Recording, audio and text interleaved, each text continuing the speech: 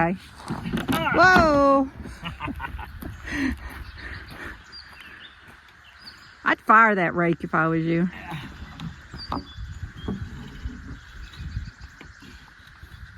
Maybe I should put it on the outside. Maybe. I was hoping that it would wedge and hold it. There we go. If I could just get a screw and a couple of screws. Okay. Yeah.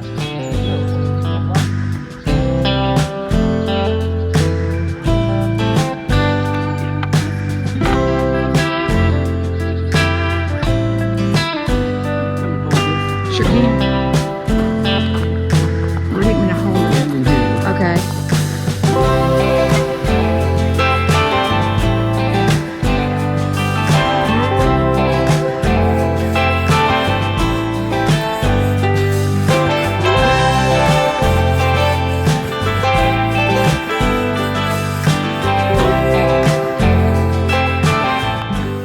All right, Bill, tell us about the wood that you're using for this raised garden project. All this wood is white and red oak that came off this property that was dead, and I took it to the Amish guy to build our house. He has a sawmill, and he cut all the boards for me. So at least most of it should be ours, whatever he had, but I think he cut it all out of the stuff I took. I've taken him over 30 logs now, anywhere from 8 to 11 feet long. So he keeps cutting it for us, and kind of a trade. I bring logs he can have, and he cuts me lumber. So, but it's pretty amazing because a piece of red oak plank in a store would be out of sight. So,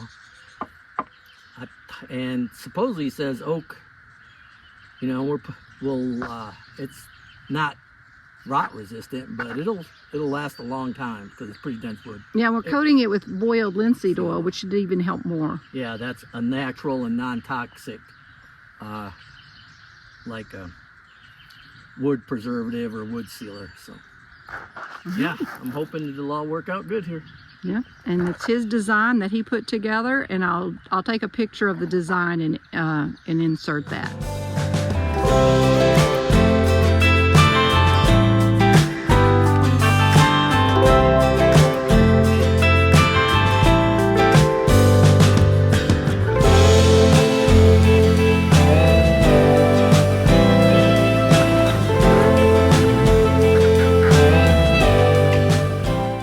This morning we have at least one coat, if not two, of the linseed oil on the entire garden, and then Bill put braces on the weakest part of the gardens that will cause the boards to bow, so everything's stabilized well.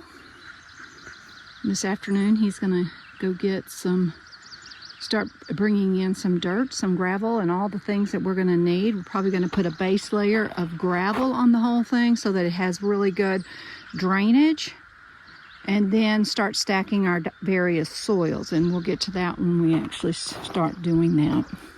I'll take a video from here so you can see where it's situated. Here's the back of the house, the fire pit.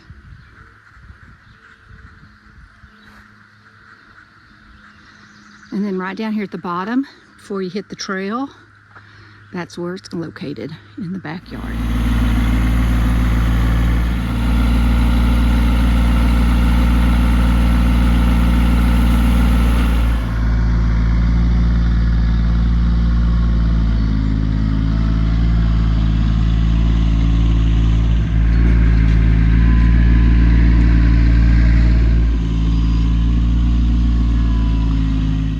We have about 4 inches of gravel all the way around, except for one spot. We're leaving this side high because we still have to replace that board. Yeah, you got more than enough over here. We're looking good as far as everything else. So we've got it to about 4 inches up the bottom board. Okay, today we're adding some topsoil.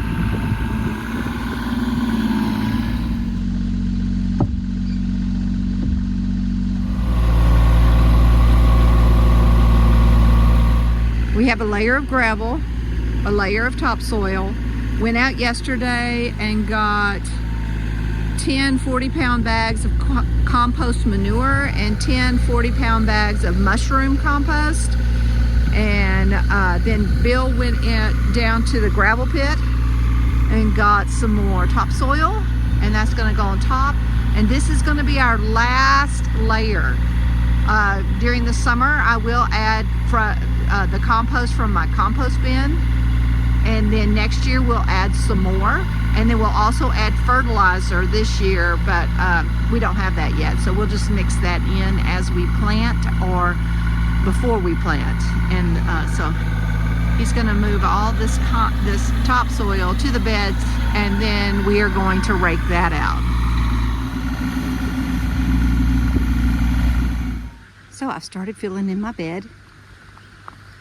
I have cherry tomatoes, marigolds to help with pest, basil, butter lettuce, strawberries, and onions. These are all companion plants with each other and can be all planted together.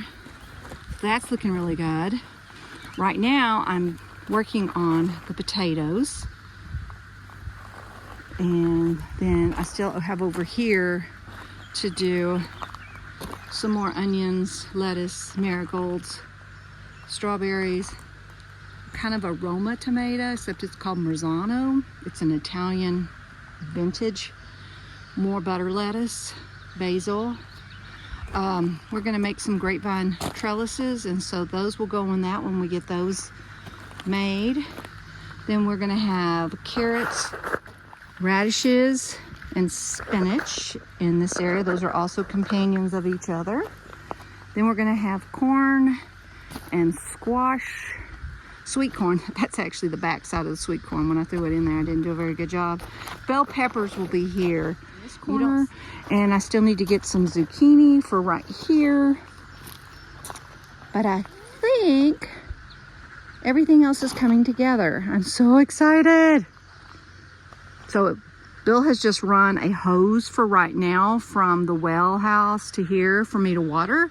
Eventually he's gonna dig a trench and have a watering system down here, but for right now this is gonna work perfectly. So I don't know when that'll happen. And then he's gonna put the animal fencing up, the caps along the top, and we'll be good to go. But for right now, until we get the animal fencing up, I bought this Repels All at Home Depot, which you sprinkle around and then you water it in, and it's safe for plants, and it doesn't hurt the animals. It just repels them. It's a little late to get started, yes, in July, but we have had so much rain. A lot of people are having to put in a second garden because there was so much rain it ruined their first garden. So hopefully it's not too late. If it is, we'll just call this an experiment. This strawberry bush fell apart the minute I took it out of the pot. I hope it's going to be okay. But I think we've got some rich enough soil and everything in here that should be okay.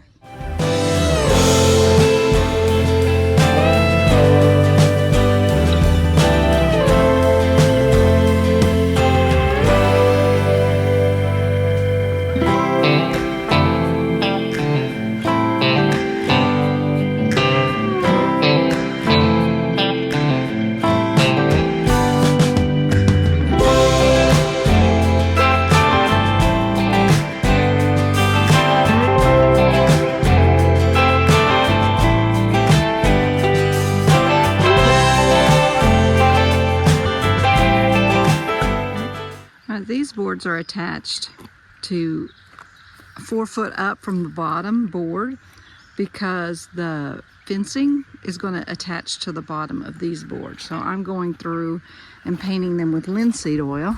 That one's there.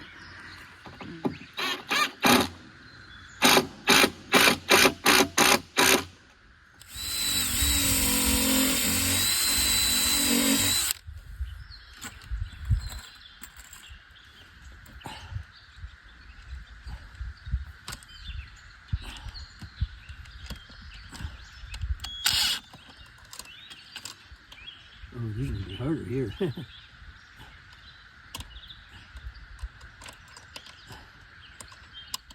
Don't worry about it. I'll straighten the wire up after you get it in there.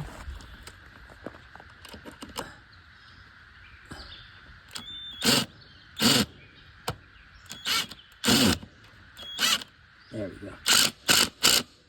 Okay, so we've got the first wire panel up. He used these claw screws. I'm not sure what they're called, but they're made for bob wires. But he put 4 along the top, 4 along the bottom, and then 1 in the middle on each side. So, yeah, looks like it's going to be pretty sturdy.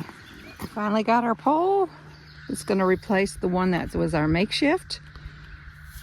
So we're adding this one in, along with, he added the pipe that will be used as a water source for the garden. This side will be a bench. Strawberries will be planted in here because they're a perennial, so they should come back every year. And this will be a potter's table. Yep, so I'll finish sanding this. If I have to, I'm glad to.